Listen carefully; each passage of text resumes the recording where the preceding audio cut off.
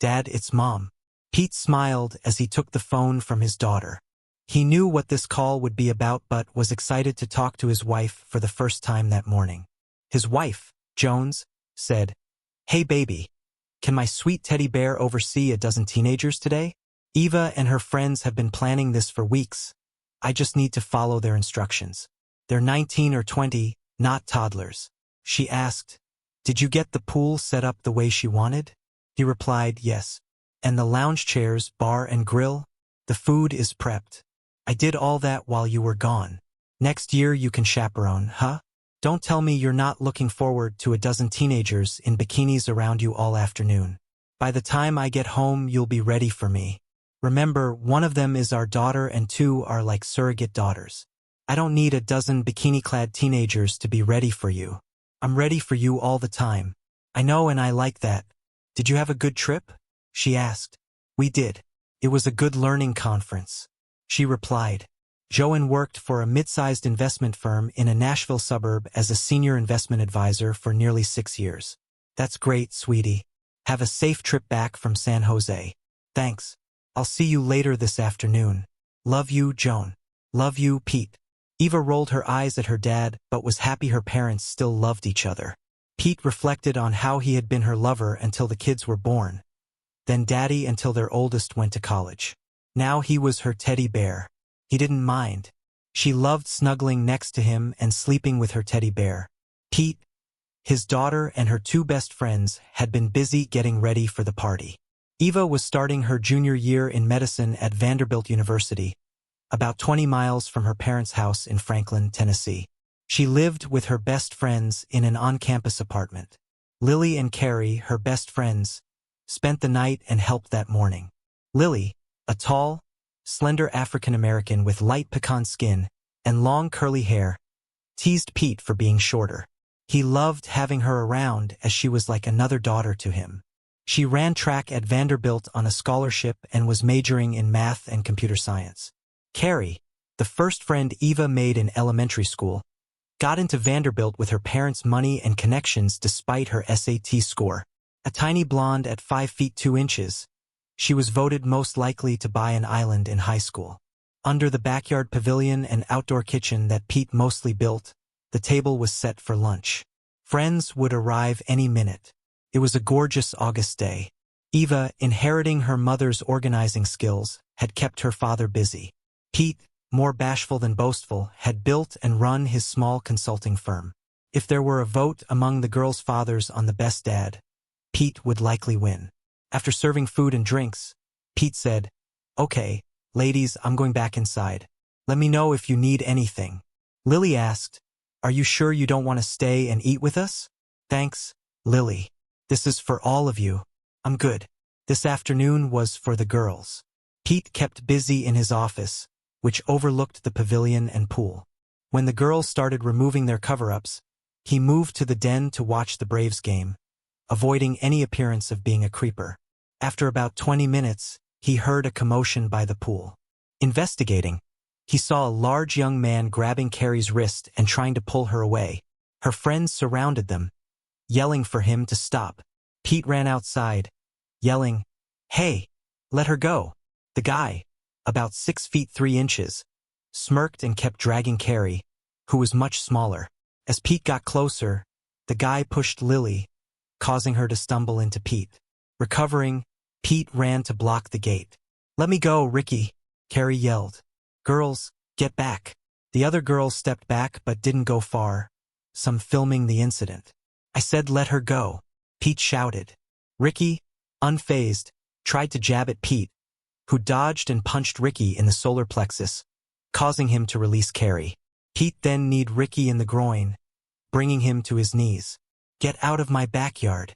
Ricky slowly stood, threatening Pete. "You aren't as big as my old man said. I'm going to enjoy this." Ricky swung again, but Pete dodged and tripped him, sending him to the ground. "Just leave, I don't want to hurt you," Pete said, as the girls giggled at the scene. Ricky mocked Pete, calling him a little teddy bear. Ricky attacked again, but Pete, now angry, dodged and delivered a series of punches to Ricky's side. Ricky fell, taking time to get up. When he did, Pete twisted Ricky's arm behind his back and marched him out the gate. Ricky, now in pain, taunted Pete about his wife. Pete dismissed the taunts as lies and threatened Ricky if he continued. Ricky banged on Carrie's car, denting it, before slumping into his BMW and leaving. The girls were filming and making gestures at Ricky.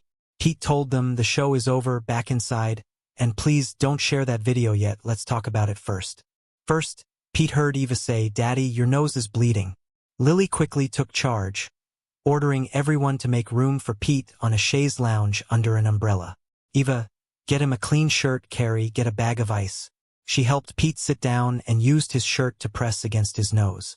The other girls, surprised by Pete's fitness, eagerly offered help, though Lily kept things organized. One girl got him a drink, while another tried to help him lie down. The rest chattered about what happened, staring at Pete. When Carrie and Eva returned, Pete applied the ice and asked, "Who was that idiot? Who raises someone like that?" "Carrie, what did he want with you?" Eva answered, "That idiot is Ricky Farmington, the son of Mom's boss, Andrew Farmington." Pete's concern deepened. Oh crap. He realized the accusations might hold some truth. Carrie explained, "He asked me out again after one date and I declined. I'm sorry he came here, he probably saw the party on social media." She pleaded with her friends, "Please stop posting about our plans." Then she asked Pete, "How did your nose start bleeding?" "He never touched you." Pete replied, "It happened when I tried to catch Lily. She bumped into me and shot my nose." He smiled at Lily. "I'm so sorry, Dad. When he pushed me, I didn't mean to bump your nose." Pete reassured her, "Don't worry. It's not broken, just sore." Lily felt relieved, concerned about the videos. Pete said, "Please don't share videos of what happened. No social media, emails, or texts, please." "Why, Daddy, you didn't do anything wrong?" Eva asked. Pete explained, "I don't want rumors about your mother spreading. Also, Ricky might retaliate if the video gets out. He could be dangerous and try to hurt one of you." Eva asked, "Are you going to call the police?" Pete nodded, "We don't have to press charges now. But he assaulted Carrie and Lily, tried to assault me and damaged Carrie's SUV. I'll get someone to take our statements. You can still enjoy the party by the pool." He asked Carrie, "Is your wrist all right?" "Yeah, just a bruise, nothing serious." Pete nodded. Carrie then asked Mr. C, "Where did you learn to fight like that?" "Ricky's a big guy and has won several fights. It's kind of boring. Are you sure you want to hear this?" A dozen bikini-clad girls nodded eagerly. Pete shrugged. "In high school, I got teased about my height. Both my parents are short, so I knew I wouldn't grow much. I ran track and cross-country and I was pretty good, competing in state finals. One night as a junior, I had a date and we were maltreated by a couple of guys. I tried to ignore them, but they pushed me. My friends stepped in and the guys left. I told my dad, and he found a martial arts studio for me in Knoxville. He said, 'Be the best you can be, but only for defense.' I trained twice a week until college at Georgia Tech, where I continued learning various styles including salat, judo, and jiu-jitsu, focusing on self-defense. The instructor, an older guy my height, and his daughter, Ava's size, were amazing fighters. I trained with them for 4 years. When I married Joan, we lived in Atlanta, and I reduced my training to once a week. Ava, when you started college, I found a local studio and began studying again. I'm not as good as before, but I manage." Ava said, "Daddy, I never knew. You didn't need to. Remember when we took you and Donnie to Paris when you were in 7th grade? We went to that Moroccan restaurant in a shady part of the city. I didn't want to go because it seemed unsafe, but your mom insisted. On the way back to the car, 2 guys, one tall and one short, came up behind us. I gave your mom the keys and told her to take you to the car, start it, and honk once inside." Ava nodded. "They yelled at us to stop. You told Mom to take us to the car." "Yes." The tall one pulled a knife and demanded money. I acted like I didn't want trouble but took his knife and stabbed his knee. He screamed. The short guy pulled his knife but I disarmed him too. Their friends started running towards us, so I ran to the car. Your mom had pulled onto the street ready to go. I jumped in and we sped off. That was the only other time I faced something like this before today. Pete didn't tell them the whole truth. One time, after Donnie and Ava were born, just before moving to Nashville, he and Joan were out dancing in Atlanta. Joan's ex, Bobby Taylor, an Atlanta Falcons player, approached them. Joan didn't think much of it, but when she accepted his dance invitation, Pete was fuming. Later, Pete followed Bobby to the restroom, where Bobby made comments about missing Joan. Pete wasn't having it. When Bobby tried to push past him, Pete put him on the floor, breaking his ulna. Bobby's career suffered as a result and he was eventually traded. No charges were filed. Pete addressed Ava's friends. Please don't share that video. There should be exactly 13 copies, including mine and no more. The girls promised and Pete hoped they meant it. Forget about that idiot, Lily quipped. You mean he's an a-hole? Pete smiled as the girls laughed. He went inside to call the police. When the officer arrived, the girls quickly covered up and explained what happened. The officer checked Carrie's wrist, which was red but not seriously injured. Pete's nose had stopped bleeding and Carrie's mom had come over. The discussion took 30–40 minutes. Once the police left, the party resumed. Carrie hugged her mom and watched her leave. Ava asked Pete, "Dad, can we stay here until we go to Carrie's? We plan to go out dancing after dinner but prefer to dance here tonight." "Of course, Ava. I love having you here." She hugged him and returned to her friends. Pete caught the last inning of the Braves game and they were losing. He got a text. "Plane delayed, will be home late." He sighed, feeling uneasy about Ricky's words. Pete danced with more of Ava's friends who tried to teach him the electric slide, much to their amusement. Around 10 p.m., they left for Carrie's. Pete got hugs and thank yous from the girls. Cleaning up outside, he heard the garage door open. Joan was home. He helped with her bag and she hugged and kissed him. "I missed you. How was the party?" "It was interesting. I'll tell you in a minute. They just left for Carrie's. I thought they were going out dancing. They decided to dance here. Did you watch them from inside?" She teased. "No, Lily pulled me outside and I danced with most of them." "Well, if I weren't so tired, I'd take care of you." Pete wasn't in the mood either. "Let me get your bag inside and I'll pour you some wine. I have quite a story to tell." Curious, Joan followed him in. She sipped her wine as he sat across from her. "This must be serious," she said, snickering. Pete recounted the incident, leaving out Ricky's comments. Joan was shocked someone would attack sweet Carrie. When Pete revealed the assailant's name, Ricky Farmington, Andrew's son, Joan was in disbelief. "No way, there must be some mistake." Pete added, "Clearly Andrew forgot to teach him a few things." Joan giggled. "Wait, you took Ricky out? My husband? All 165 pounds? Punched that tank? What's the joke?" She laughed, finding it hard to believe. Pete was not amused. Joan saw his disappointed expression and said, "Oh, come on, Pete. I'm not trying to hurt your feelings, but be realistic. How else could he take it?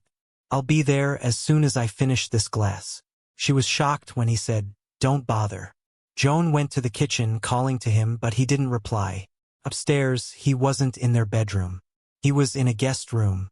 She asked, "Pete, what are you doing in here?" "I missed you and wanted to snuggle with my teddy bear tonight."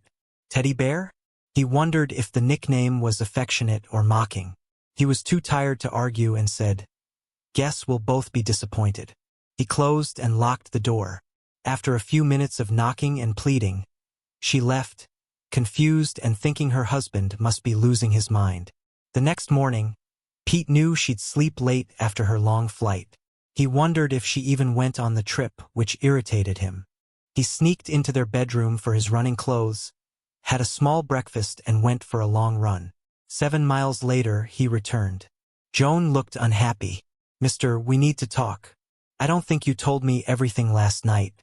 He ignored her and went to the shower, locking the door behind him. After showering and dressing, he went to his office where Joan was waiting. Andrew called. Ricky had blood in his pee and went to the ER. Ricky told Andrew you shot him from behind and they want to file charges. Pete replied, "Of course he's lying. He's embarrassed your teddy bear threw him out." Andrew's very angry. "Why did you attack him?" "Because he was attacking Carrie. You know, the Carrie we've loved like a daughter for over a decade?" He was dragging her out of our backyard and I stopped him. Do you believe their story over mine? Do you think I sucker punched him? Joan said. I'm sorry, Pete. I just can't believe you could do that face to face. Pete was frustrated. So you think I couldn't handle him face to face? No offense, honey, but he's huge. Remember Paris? You were running from that little guy. That was after I dealt with the big guy. This is pointless. He realized she doubted him. She continued, do you know how difficult this will make things for me? Pete was surprised. Oh, excuse me. What was I supposed to do? Use a weapon? My hands, he replied. Nonsense. I've seen you work out. How could you hurt Ricky with just your hands? Thanks for the faith. That was sarcasm. She rolled her eyes. What do I tell Andrew? Tell him his son needs to apologize to Carrie and me. I will not. Ricky said he did nothing wrong. Pete shook his head. You must be delusional to believe him over your husband. Did Andrew give you pills while you were traveling? Joan's face flamed about to reply when a vehicle drove up and honked. Relieved, they saw Eva, Lily, Carrie, and her dad Brian arrive in a Bentley. The girls hugged Pete and Joan. Then Brian shook Pete's hand. Pete, thank you for looking after Carrie. It means a lot to me. Pete, uncomfortable with the praise, said, we love Carrie. No way was I letting that idiot leave with her. Joan asked, girls, can you explain what happened? I'm hearing different stories from Ricky and Pete. Eva asked, you don't believe Dad? Not exactly. I just want to hear it from someone else. It all sounds so preposterous. Pete shook his head and went inside. He grabbed his laptop and an overnight bag, needing time to think. When he returned, Brian, Carrie, and Lily were gone, and Joan looked stunned. Pete asked, so what are we going to do about that idiot? Someone needs to teach him manners. Joan scoffed. And you think you can do it? Pete couldn't believe it. He's probably pretty pissed. Joan said, I don't think you'll be so lucky next time. Pete's face turned from shock to fury. When did you lose all respect for me, Joan? What? You're being ridiculous. My feelings haven't changed. I'm proud of you. Well, call me skeptical. Did you know I have C-level contacts from Fortune 500 companies who respect me? Apparently, I get more respect in my industry than at home. These last couple of days have been very educational. What does that mean? Not for you to worry about. I've decided. If Ricky or his father doesn't apologize to me and Carrie by 6 p.m. tomorrow, Brian and I will call the police. He needs to pay for the hood of her SUV, too. You can't be serious. I still have to work with Andrew. Maybe you can convince him to teach his son some manners. This could hurt your job, but look at what this is doing to us. Tomorrow, 6 p.m., or we're calling the police. I'm going out for a while. No, you aren't. We aren't finished talking. We are finished, and I need to get away from you. I'm going to Brian's to discuss this. Since Andrew listens to you, tell him what his kid must do to avoid jail. The clock's ticking. Pete, come back here. He ignored her, walked into the garage, put his bag in the car, and drove away, leaving Joan standing there exasperated. Pete had never done anything like that. Driving to Brian's, he decided he needed to travel for work to distance himself from Joan and see how involved she was with Andrew. At this point, he believed she might have succumbed to Andrew. Joan, Brian, and Pete agreed on 6 p.m. tomorrow, or they would call the police. Pete went to a hotel, worked with the Braves game on in the background. Around 5 p.m., his phone rang. He had blocked Joan's number for peace. It was Eva. Hey, baby. Hey, Daddy, Eva said. I'm driving back to the apartment. Are you nearby at Vanderbilt? Eva shared an on-campus apartment with Carrie and Lily. It was an unusual arrangement, likely made possible by a significant donation from Brian, who was wealthy and well-connected in Nashville. Pete replied, I'm at the residence, room 413. I'll be there in a few minutes. 10 minutes later, Eva knocked on the door and hugged Pete tightly. I don't understand, Daddy. Why doesn't Mom believe us? She doesn't think I can protect my family, Pete said. Eva responded, she should. I told her about Paris. Pete shrugged. Let me guess. She didn't believe you. Eva nodded, tears in her eyes. I'm sorry, baby. Maybe Andrew convinced her I don't measure up. You don't believe what Ricky said. Do you? Pete wanted to suggest that Joan was involved with Andrew, but didn't. No, he was just talking smack. He hated lying to Eva, but didn't want to tarnish her view of her mother. Don't worry, sweetie. Everything will be fine. I want to believe you, Daddy, but I'm worried, she replied. Don't be. We'll be okay. She wondered if he meant just the two of them or their entire family. She left shortly after.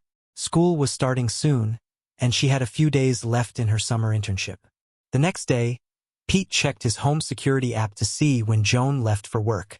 He appreciated the flexibility of running his own consulting company, but found it hard to escape during a marital fight. By lunchtime, he saw 20 texts from Joan, mostly accusing him of being unreasonable. The last one said, "You win. He'll be there at 6. I left you a voicemail." Pete listened to her voicemail. "Pete, Andrew said Ricky would apologize at 6 tonight. I'm still not happy with you for putting me in this situation. We can talk after everyone leaves." Pete rolled his eyes. Somehow it was still his fault. He planned to drive to Louisville that night for a client session, arriving early to do some pre-work. At 5:45 p.m., Brian and Carrie arrived. Carrie hugged Pete and Brian shook his hand. "This should be interesting. Are you and Joan okay? Sounds like this is tough on you." "We will be." She's struggling with the idea of her little husband punching Ricky. Brian said, "I'm surprised too, but you always seem well prepared." "Thanks, Brian. Hopefully Joan will remember that. If you don't mind, let's wait out here. I don't want Ricky in my house." "I wouldn't either." A couple of minutes before 6 p.m., Ricky arrived in a red BMW, not looking happy. Joan wasn't there yet. Ricky approached them and said, "Carrie, I'm sorry about Saturday. I was out of line. I miss you and took your rejection poorly. I hope I haven't destroyed our friendship." Carrie replied, "I don't know if we'll ever be friends again, Ricky, but I'll try to be polite and friendly. That's the best I can do right now." "I understand." Ricky turned to Brian. "Mr. Williamson, I'm sorry about what I did to Carrie and her SUV. Send us the bill and we'll take care of it." He didn't seem very sincere. Finally, he looked at Pete and the contriteness disappeared. "Mr. Clark, I apologize for interrupting the party and barging onto your property. I shouldn't have done that." "Okay, Ricky. Thank you. I think we're done here." As Ricky walked back to his car, he smirked and mouthed, "Kitty," to Pete, who responded by opening his hand, indicating he needed proof. Ricky grinned and drove off. Brian said, "His apology to Carrie seems sincere, but not to us." "What did he say to you?" "Nothing important. Just trying to provoke me again," Pete replied. Carrie felt guilty for ever dating Ricky. Brian said, "If you need help, let me know. I can get lawyers on him and his father or even arrange a deputy to shadow him for a weekend." "Thanks, Brian. Let's hold off for now. I have other problems to resolve." After dropping Ava home, Carrie told her parents about Ricky's comments about Joanne. They didn't believe Ricky, or at least hoped not. Brian and Pete shook hands, Carrie hugged Pete, and they left.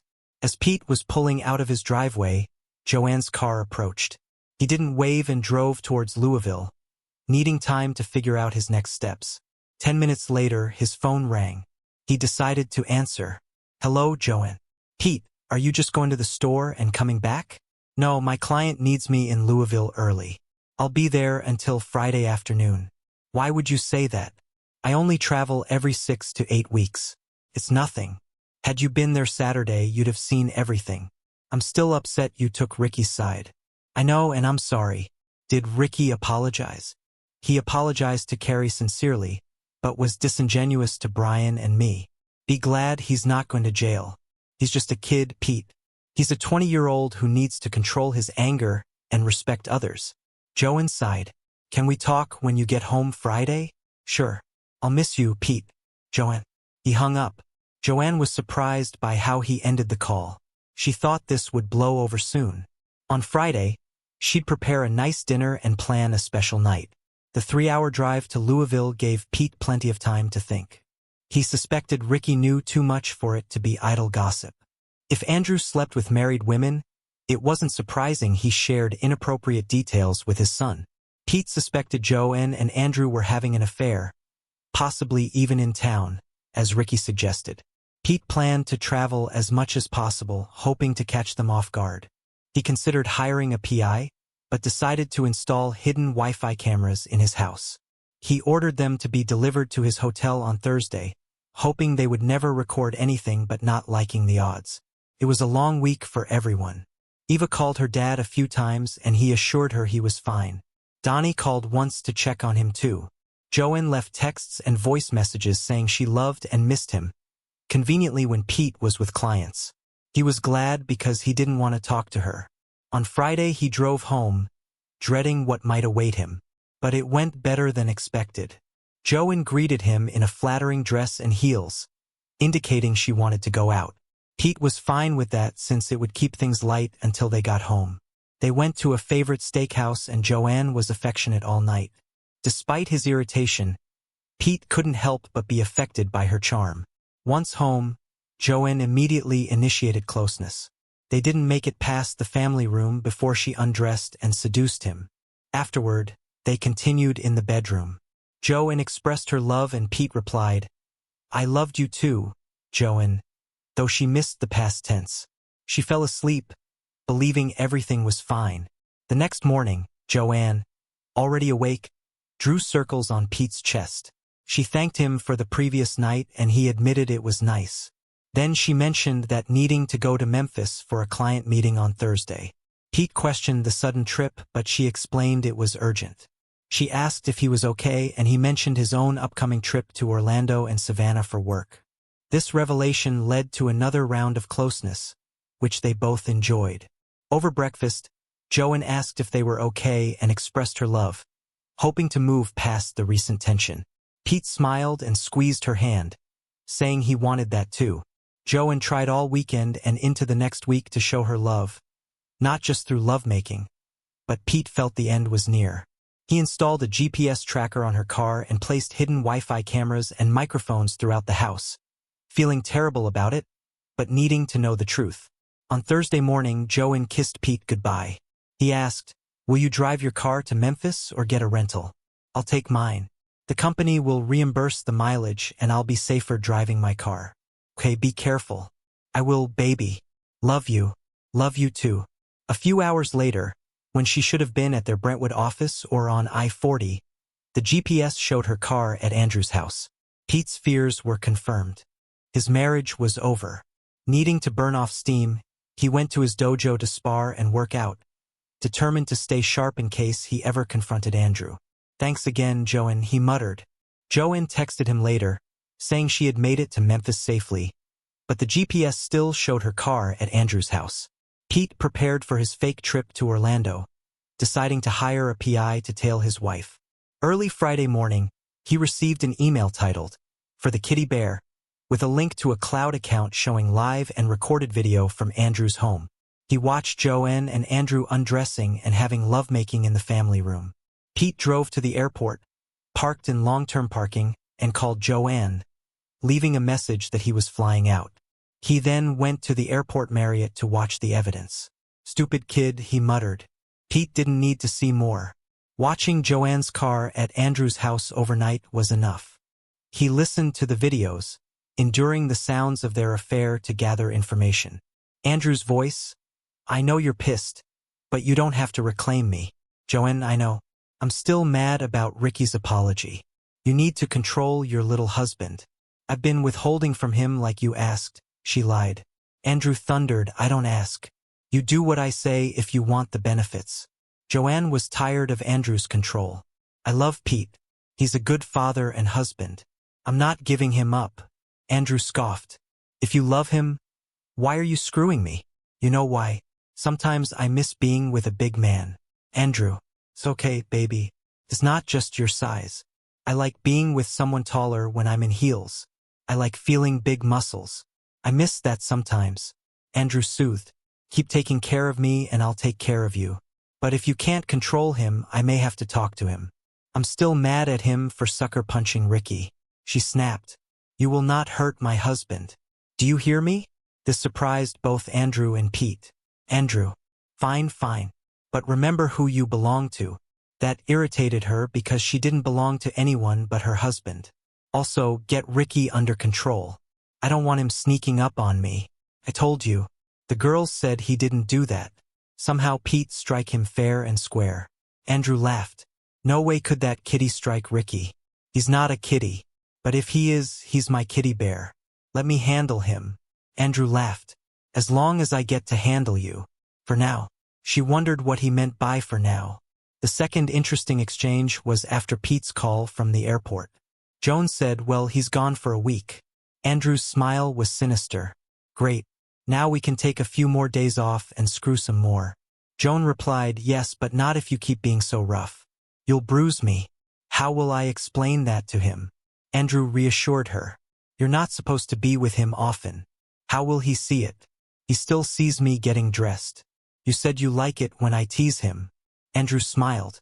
Well, if we have lovemaking all week, keep him away for a few days or he'll feel the difference. A cool bath and 24 hours usually help.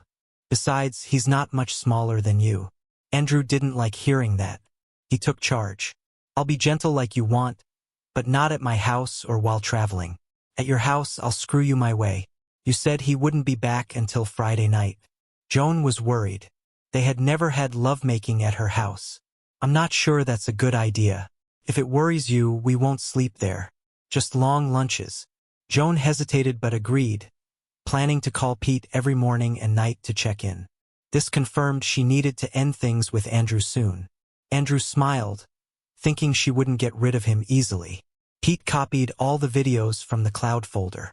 Once they left Andrew's house, he planned to delete the server files, ensuring he had the only copies unless Ricky saved them elsewhere. Pete had several calls to make, starting with Brian. Hey Brian, this is Pete. Got a sec? Sure, buddy. What's up? Remember our conversation when Ricky showed up to apologize? Yes. Ricky was right. Joan's been having an affair for a while. Oh man. I'm so sorry. This isn't a social call then. No. I need a good divorce lawyer quickly. Brian replied, done. I know just the woman. She can be mean and vicious or just get it over with, whichever you prefer. I'll give her your info and she'll contact you today. Sounds good. Also, please tell Miriam not to mention this to anyone until I give Joan the papers next week. Sure, Pete. I'm sorry for both of you. We've always liked you and Joan. Thanks, Brian. I'm sorry too. I owe you. No, you don't. We've been friends for a long time and our daughters have been for even longer. This is just me helping a friend. When this is all over, you can buy me a beer. I think I might enjoy that. Consider it done. Brian connected Pete with feared family lawyer, who started preparing divorce papers that evening. Joan's car returned home and just before Pete went to sleep, Joan called. Hey Pete, how's Orlando? Hot and humid. Typical for late August. How's Memphis? Nashville, actually. I got back this afternoon. It's lonely without you. I wish we could have another Friday night like last week. Yeah, I'd like that too, Pete said, longing for the days when he thought his wife was faithful. They talked for a few more minutes and Joan professed her love. Love you, Pete. Love you too, Joan. After hanging up, Pete felt sad but grew angrier the more he thought about it. The next day, he went back to the airport, rented a car, and found a dojo near the Opry to practice, avoiding his usual places to keep his presence in town a secret. He spent Saturday and Sunday sparring and working out, feeling good about his abilities. He texted Joan and she texted back. The cameras showed she was alone at home on Saturday, but Eva visited on Sunday, making him sad about the impending loss of their family unit. His sadness turned to determination. Oh well, you have to deal with what life gives you, he thought, ready to face the challenges ahead. On Monday morning, Pete got an unexpected call from Brian. Pete, I needed to call you. Joan contacted Miriam last night. She asked if we could float her resume to our investment advisors because she feels it's time for a change. Miriam said she'd look into it. What do you think? I know this doesn't excuse the affair, but maybe she's trying to get away from that a-hole. Pete thought about his family and what he planned to do. While Joan would never be his wife again, it would be easier for the kids if she got away from Andrew. Yeah, go ahead. The damage is done, but it might make life easier for everyone, Brian replied. I understand. By Monday afternoon, Charlotte had prepared the divorce papers. Joan called Pete that night saying she missed and loved him. He tried to return the affection. Donnie also called and they had a good chat. Pete suspected Eva had an idea of what was happening, but Donnie would be blindsided. Damn you, Joan, Pete thought. He didn't sleep well that night. On Tuesday, Pete worked from his hotel. Around lunchtime, the GPS showed Joan's car leaving her office and heading to their home. His security cameras alerted him to 2 cars pulling into the driveway. Pete prepared to drive home, expecting them to take several hours. Around 2 p.m., Joan said, "We should get back. People will start looking for us." Andrew replied, "Don't worry, I own the company. No one will question me. They might wonder about me. I don't want anyone telling my husband." "Why? You don't think he'd divorce you, do you?" This confirmed Andrew's lack of interest beyond lovemaking. "I don't know. He might forgive a one-time mistake, but not this long." Andrew said, "You've kept him in the dark for 3 years. You can manage. Maybe if we only see each other once a month. The last few weeks have been risky. I should get back to the office." Andrew smiled, thinking about Ricky knowing and maybe participating. Joan was a good employee but replaceable. He felt he had control over her, knowing she wouldn't risk accusations getting back to her husband. Pete parked down the street, listening to their activities via the Wi-Fi cameras. Hearing the affair had lasted 3 years fueled his anger. He checked the security system to ensure no alarms or chimes. He snuck in and quietly climbed the stairs. Hearing Joan plead, "Come on, Andrew, I need to get back to the office." Pete stepped into the bedroom and said, "That means get the hell out."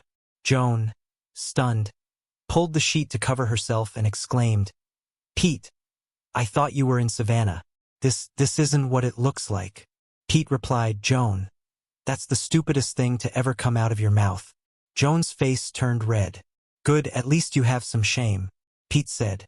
Andrew taunted, "Well, the little man decided to see how a real man takes care of his wife.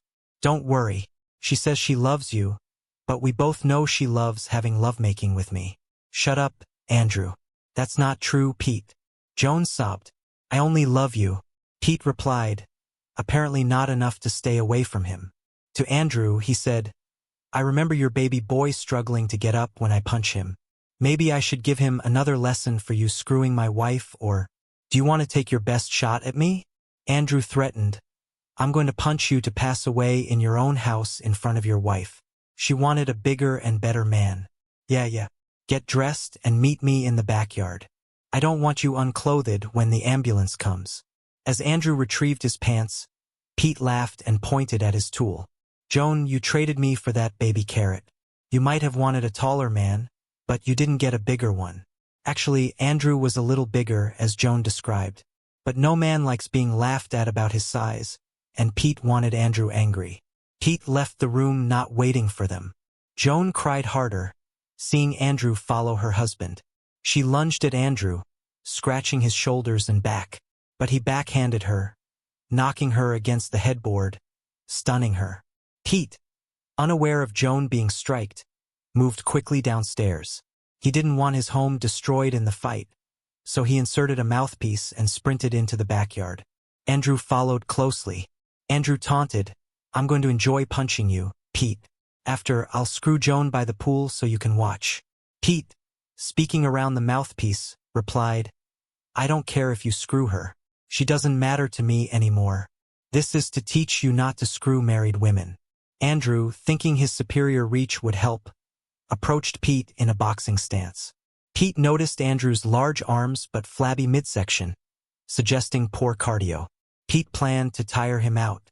For the security cameras, Pete kept his hands up to appear defensive. Andrew rushed, throwing jabs and trying to grab him, but Pete easily dodged. After several failed attempts, Andrew was breathing hard.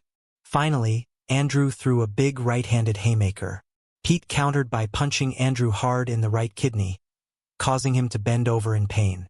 Pete then delivered a vicious elbow to the same spot, bringing Andrew to his knees. Pete waited for Andrew to stand, needing him to look like the aggressor for the recording. Andrew struggled, but eventually got up, trying to box again. Pete, enjoying the sight, returned jabs to Andrew's damaged sides. Each blow caused Andrew visible pain. Realizing he couldn't win, Andrew tried to rush Pete, hoping to grab him. Pete tripped him, then delivered a crushing kick to the groin when Andrew was on his hands and knees. Andrew cried out and curled into a fetal position, incapacitated. "Pity," Pete said. "Who's the bear now? You're lucky I don't drown you in the pool." Back in the house, Joan regained her wits, threw on a robe and called emergency, saying her husband and boss were fighting. She ran downstairs, grabbing her phone, but froze when she passed Pete's office. Pete sat on the ground about 10 feet away, listening to Andrew whimper in pain. Normally, he would have hated to see anyone hurt so badly, but he felt nothing for Andrew except a sense of justice. He waited for the police or ambulance to arrive, hoping Joan had called them. He wondered where she was. Suddenly, Joan ran out of the house with a rifle, a black eye starting to show. She aimed it at Andrew, yelling, "You will not hurt my husband. I'll liquidate you." Pete jumped up to calm her. "Not much chance of that happening," he said, hugging her and pointing the weapon down. He gently took the weapon from her and set it aside. When the police arrived, she was still repeating, "You will not hurt my husband." The officer removed the shells from the rifle and checked on Andrew. He was coughing up blood, surprising the officer since the visible marks were only red sides and early bruises. Noticing Joan's black eye, he asked, "Ma'am, are you okay?" She replied, "Heat, heat." Then she sobbed and pointed to Andrew. "He assaulted me. When my husband showed up, Andrew chased him." Pete was bewildered. The officer suggested, "Ma'am, you need to go to the hospital so the misuse can be documented." "Can my husband take me?" "Sure, but go as soon as possible," the officer replied. He looked at Pete and said, "You look unscathed.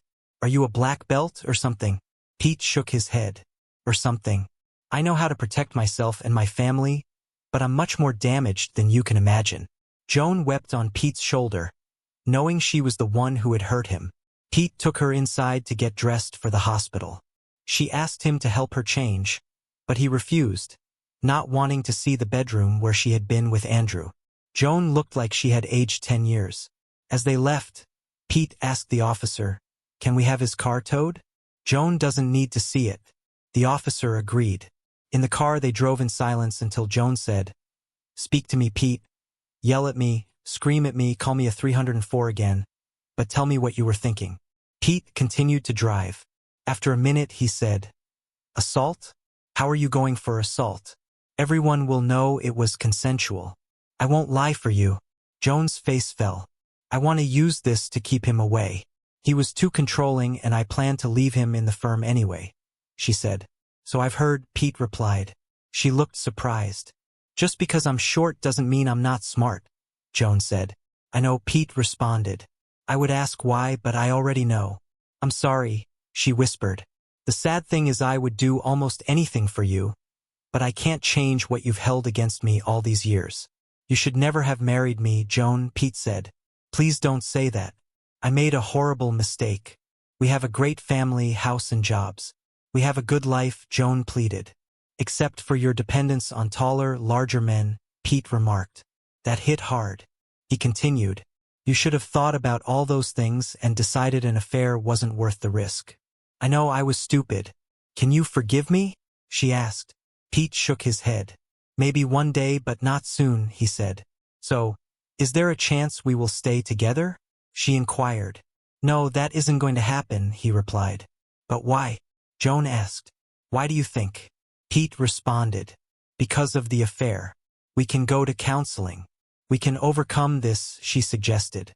"Joan, this wasn't just an affair.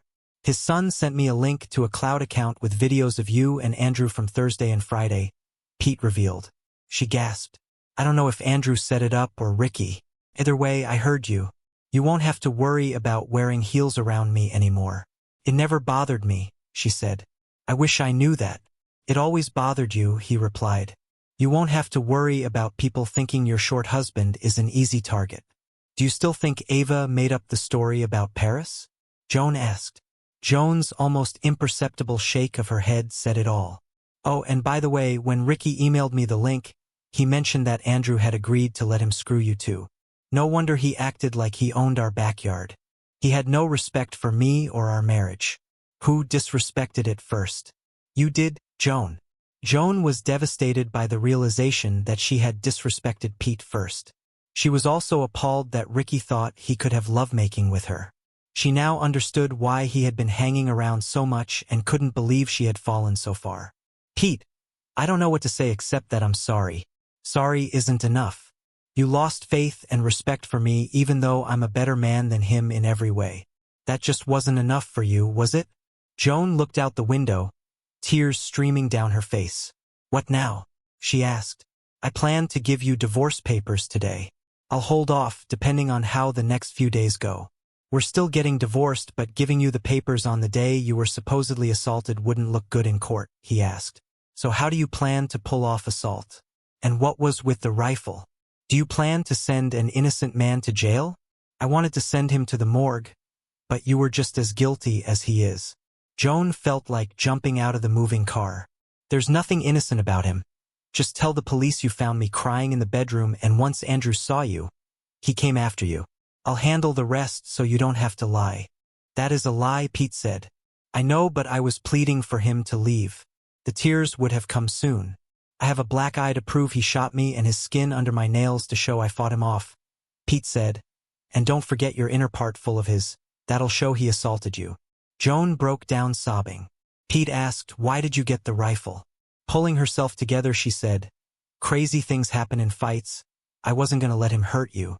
I grabbed it not knowing what the scene would be like when I came outside. Was it what you expected to see? They both knew the answer. Pete appreciated her desire to protect him, but she should have thought about that 3 years ago. A few minutes later, while still in the car, Pete called Brian. Brian, it's Pete. Joan and I are on the way to the hospital. We need a good attorney fast. I'll give you the details later today. Oh man, sorry to hear that. I'll make a few calls. Are you going to Williamson Medical Center? We are. Okay. I'll make sure someone meets you there. Don't talk to anyone until you talk to your attorney. Pete replied, thanks, Brian. He hung up and looked at Joan. You understood that, right? This is a dangerous game. Get your story straight before you end up in jail. I'm sure your children and family would love to visit you in jail. Joan groaned internally at her predicament. Maybe she should jump from the car after all. As Brian mentioned, they were met in the ER by the hospital administrator and senior legal counsel, both of whom knew Brian personally. The attorney was also distantly related. Their main goal was to ensure Joan and Pete were seen immediately and not questioned until Brian's attorney arrived. Once she did, the attorney quickly understood what Joan was trying to achieve. They documented everything, including the length of the affair, Ricky's involvement, the videos from Andrew's place, and the Clark security system. Joan was humiliated, detailing everything in front of Pete, who was numb with disbelief. The attorney advised Joan to seek an out-of-court settlement to get compensation and move to another firm. She doubted the DA would prosecute due to the long affair, making it seem like sour grapes. Andrew would likely want to avoid civil court and headlines about the striking he received. Pete asked for a moment alone with Joan. I don't care if the settlement is for $10,000 or $10 million. In the divorce, I want the house, a 50-50th split of other assets excluding my consulting business, and no alimony. You might want to get as much as you can. Wait, you can have the bed. After today, that filthy thing is yours. Joan realized she would be alone in this. You would fight me for the house, she said. He replied, after what I've seen and done, you ask what I'm willing to do. Imagine what I could do with those videos. I have the contact info for all your clients and many others. I could send them videos of their advisor breaking vows and showing poor judgment. How many would keep working with you? Go ask your lover how angry I am. If the house is all I take, you got off easy. Every time he said lover, it felt like a red-hot poker. She couldn't deny it. Unwilling to fight Pete over the mess she made, she agreed to get whatever she could from Andrew. After Andrew's surgeries, Joan received a payout from him. It took weeks of negotiation and a few more to get the check, but it was enough to support her for a couple of years if needed. Shortly after, she got a job with the investment advisors Brian and Miriam used. The pay was less than her old job, but it was with a large multinational firm offering prospects. She moved into a 3-bedroom condo near her new job, allowing space for the kids to visit. She likely got rid of the old bedroom set. Despite trying to move on, nights were hard, filled with numbness and despair. She often called Pete, crying before hanging up, and realized she might need therapy and support from her kids and siblings. Her new job was helped by poaching some of her old clients from Andrew. This was easy as they liked her and wanted to leave Andrew's firm, especially after a reporter's FOIA request led to a detailed police report.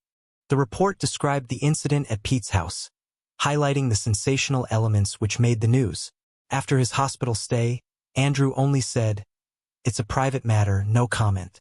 Andrew underwent multiple surgeries to save his kidney, stabilize his rib, and partially restore a testicle.